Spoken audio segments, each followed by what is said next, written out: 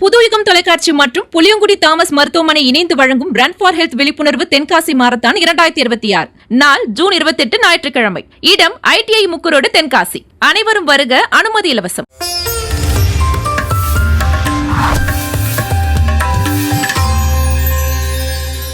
அனைவருக்கும் வணக்கம். பாரம்பரிய திருவள்ளுவர் குலவம்சம் பிரசன்ன ஜோதிடர் சுபமாரிமுத்து திருப்பூரிலிருந்து இந்த பதிவு உங்களுக்காக. இன்றைக்கி அற்புதமான ஒரு ஆதிகால பரிகார கோவிலை ஒரு நல்ல விஷயத்துக்காக உங்களுக்கு கொடுக்க போகிறேன். அதாவது உடம்பில் நோய் எது வேணாலும் இருக்கலாம். நம்ம உடம்பில் இரத்தத்துக்குள்ளே ஒரு புற்றுநோய் வருது, இரத்த சோகை ஏற்படுது, இரத்தத்தை சுத்தப்படுத்த முடியாமல் மக்கள் ரொம்ப தவிக்கிறாங்க. இப்படியெல்லாம் தவிக்கிறவங்களுக்கு ஒரு ஆதிகால பரிகார கோயில் இருக்குது. இரத்தத்துக்குள்ளே புற்றுநோய் வருதுன்னா பார்த்துக்கங்களேன். எல்லாமே அந்த காலத்தில் முன்னோர்கள் இது எல்லாமே வகுத்து வச்சுருக்காங்க. இதை நம்ம தெரிஞ்சுக்கிட்டாலே நம்ம வாழ்வாதாரம் நல்லாயிருக்கும். அப்போ ரத்தம்ங்கிறது இரத்த சோகை ஏற்பட்டால் நம்ம உடம்புல ரத்தம் ஓடிட்டுருக்குது, ரத்தம் நின்றுட்டா உறைஞ்சி போயிட்டால் நம்ம தேஞ்சு போயிடுமே, அப்படியே செயல்படாமல் ஆயிடுவோம். அப்போது இதெல்லாம் நம்ம தெரிஞ்சுக்கணும் அல்லவா? அதான் ரத்த சுத்தப்படுத்துறதுக்குன்னே கோவில். அப்போது இந்த கோவில் சாதாரணமான விஷயம் இல்லை. இந்த கோவில் மக்களுக்கு ரொம்ப தேவைப்படக்கூடிய கோவில், இரத்தத்தை சுத்தப்படுத்தக்கூடிய கோயில். உங்கள் உடம்புக்குள்ளே 1000 விதமான பிரச்சனைகள் எது இருந்தாலும் இரத்த ஓட்டம் நல்லா இல்லைன்னா, உங்கள் கண், மூக்கு, நாக்கு எல்லாத்துலேயுமே இரத்த ஓட்டம் இல்லைன்னா அது தொல்லையை கொடுக்கும். அந்த கோயிலுக்கு போயிட்டு வந்தால் அந்த வைப்ரேஷன் பவர்னாலையும் அந்த கோயிலுடைய பிரசாதம் சாப்பிட்றதுனாலையும் உங்கள் இரத்த சுத்தப்படுத்தி கொடுத்து இரத்த புற்றுநோய் குணமாகுது.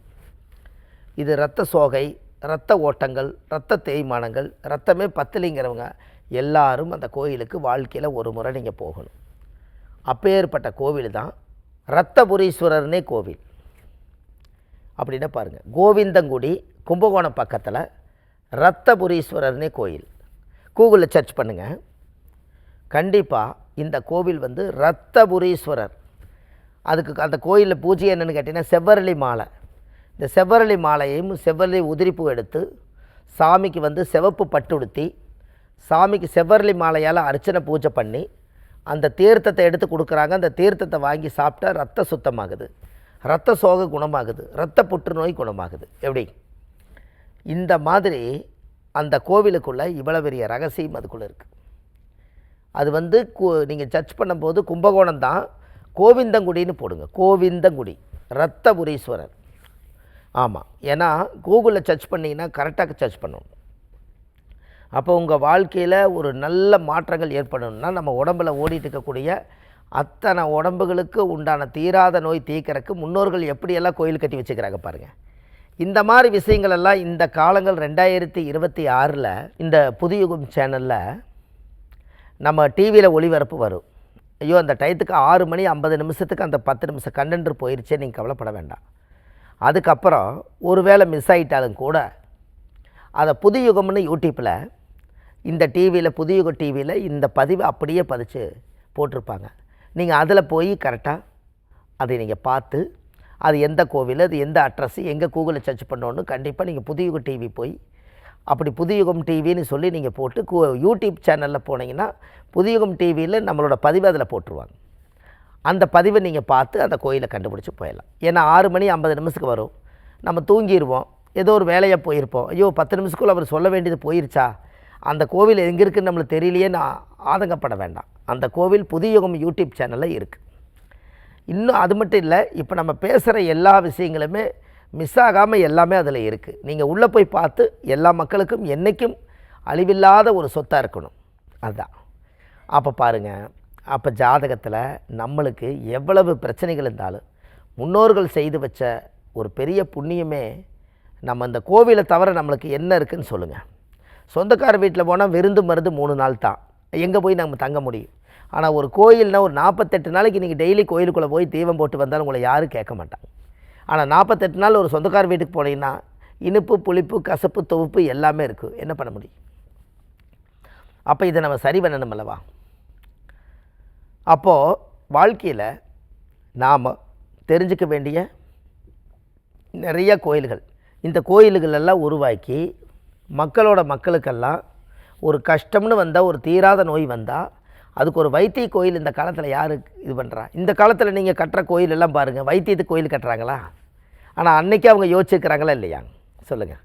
இப்போ வைத்தியத்துக்கு எங்கே கோயில் கட்டுறாங்க? அவங்கவுங்களுடைய குலதெய்வ கோயில் கட்டுறதுலையே எவ்வளவோ பிரச்சனைகள் போகுது. அந்த சிலையை தூக்கி அந்த சிம்மாசனத்தில் உட்கார வச்சு அந்த கருவறைகளை உட்கார வைக்க முடியல, அதுக்கே நிறைய பிரச்சனைகள். ஆனால் அதையெல்லாம் மீறி அந்த காலத்தில் வலியும் வேதனையும் தாங்கி ஒருத்தர் வந்தால் ஒருத்தர் வரமாட்டாங்க, எல்லாத்தையும் கடந்து நம்ம இந்த தெய்வத்தை பிரதிஷ்டை பண்ணியே தீரணும்னு வைராக்கியம் எடுத்து அந்த காலத்தில் கோயிலை கட்டி அதுக்கு உண்டான அச்சரத்தை பதிச்சு இந்த பிரச்சனைக்கு தான் இந்த கோயில்னு சொல்லி முத்திரை குத்திட்டு போயிட்டாங்க முன்னோர்கள். நினச்சி பாருங்க. இதெல்லாம் வாழ்க்கையில் தேட கிடைக்காத செல்வம் அல்லவா? ரத்தபுரீஸ்வரர்னு நம்மளுக்கு தெரியுமா? இன்றைக்கி நீங்கள் அந்த கூகுளில் சர்ச் பண்ணிங்கன்னா ரத்தபுரீஸ்வரருங்கிறது இன்றைக்கி போட்டிங்கன்னு வைங்க, ஓ இந்த கோவில் இவ்வளோ அற்புதமாக இருக்குதுன்னு நீங்கள் அங்கே போய் பார்த்து தெரிஞ்சுக்குவீங்க. அப்போ இதெல்லாம் எப்படி மக்களுக்கு கொண்டு போய் சேர்த்துவீங்க? கண்டிப்பாக மக்களுக்கு நல்ல விதமாக போய் சேரணும், நல்ல விதமாக இருக்கணும் அப்படிங்கிறதுக்கு தான் இந்த விஷயம். முன்னோர்கள் எல்லாம் அவ்வளவு பெரிய வேலைகளை செய்து வச்சுட்டு போயிருக்காங்க. நாம் அதை உணர்ந்தால் போதும், எங்கேயோ போயிடலாம். அதே போல் நம்ம உடம்பில் ரத்த சோகை ஏற்பட்டாலும் செவ்வரளி மாலை வாங்கிட்டு போங்க, சிவப்பு பட்டு வாங்கிட்டு போய் சாமிக்கு சாத்தி பூஜை பண்ணி கும்பிட்டுவாங்க. இதெல்லாம் இந்த ஆதிகால பரிகார புத்தகத்தில் பாகம் 1 இது எழுதியிருக்கேன். பாகம் 2 வேலையாயிட்டிருக்குது, இன்னும் கூடி சீக்கிரம் வந்துடும். இது எல்லாமே மக்களுக்கு இந்த மாதிரி ஒரு நல்ல விஷயங்களை மக்களுக்கு கொண்டு போய் சேர்த்த வேண்டியது ஜோதிடருடைய கடமை. அப்படியெல்லாம் பார்க்குறோம். நம்ம ஜாதகம் பார்க்குறோம், பிரசன்னம் பார்க்குறோம். எங்கே பார்க்குறோம்? சென்னையில் வடபழனி முருகன் கோயில் தெப்பக்குளம் வாசல்லையே நம்ம ஜோதிட அலுவலகம் இருக்குது, அங்கே நம்ம ஜாதகம் பார்க்குறோம். மற்ற தினங்கள் திருப்பூரில் ஜோதிடம் பார்க்குறோம். அப்போது நம்ம அதே மாதிரி ஒரு வள்ளுவர் வாக்குன்னு ஒரு யூடியூப் சேனல் வச்சுருக்கோம். அதில் சுப மாரிமுத்துன்னு போட்டிங்கன்னா 1500 பதிவுகள் இதே மாதிரி கொடுத்துருப்பேன்.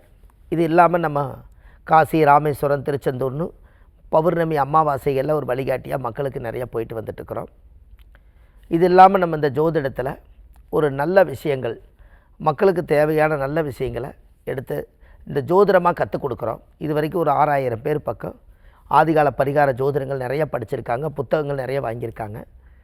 இப்போ மறுபடியும் ஒரு ஆண்களுக்கு ஒரு பேட்ச், பெண்களுக்கு ஒரு பேட்ச் போயிட்டுருக்குது. இதில் இப்போ கரண்ட்டில் பெண்களுக்கு 108 பேருக்கு ஜோதிட வகுப்பு நடைபெற உள்ளது. அதில் நீங்கள் கலந்துக்கிறவங்க நினைக்கிறவங்க, ஜோதிடம் படித்து நாமளும் போய் 4 பேர்த்துக்கு ஜாதகம் பார்த்து சொல்லி நம்ம குடும்பத்தை காப்பாற்றணும்னு நினைக்கிறவங்க, ஜோதிடத்தை ஆத்மாத்மா எடுத்து படித்து நம்ம 4 பேர்த்துக்கு நல்லது செய்யணும்னு எண்ணம் உள்ளவங்க இந்த பதிவை கேட்டு நீங்கள் கீழே போயிட்டு நம்பர் கால் பண்ணினா ஜோதிடம் படிக்கிறதுக்கு ஆள் சேர்க்கை நடந்துக்கிட்டு இருக்குது. பயிற்சி கொடுக்குறோம். ஒரு மிகப்பெரிய ஜோதிடர், வீட்டுக்கு ஒரு ஜோதிடர் கண்டிப்பாக வேணும். அப்போ தான் அடுத்த தலைமுறை காப்பாற்ற முடியும். ஒரு வீட்டில் ஒரு பஞ்சாங்கம் இருக்கணும், ஒரு ஜோசியர் இருக்கணும். ஒரு பள்ளி விழுந்துச்சுன்னா கூட அதை எடுத்து பஞ்சாங்கம் பார்த்து ஒரு பரிகாரம் செஞ்சு அதை குணப்படுத்திட்டு அடுத்த வேலை பார்க்கணும். அதுக்கு ஒரு ஜோசியர், ஒரு ஆலோசகர் வேணும். இனி போகிற காலத்தில் ஆதிகால வாழ்க்கை வாழணும். முன்னோர்களெல்லாம் இது எல்லாம் எடுத்து எல்லாம் செஞ்சுருக்காங்க. கண்டிப்பாக இதுக்கெல்லாம் செய்யணும் என்று சொல்லி பாரம்பரிய திருவள்ளுவர் குல வம்சம் பிரசன்ன ஜோதிடர் சுப மாரிமுத்து வாழ்வது ஒரு முறை, வாழ்த்தட்டும் தலைமுறை. நன்றி, வணக்கம்.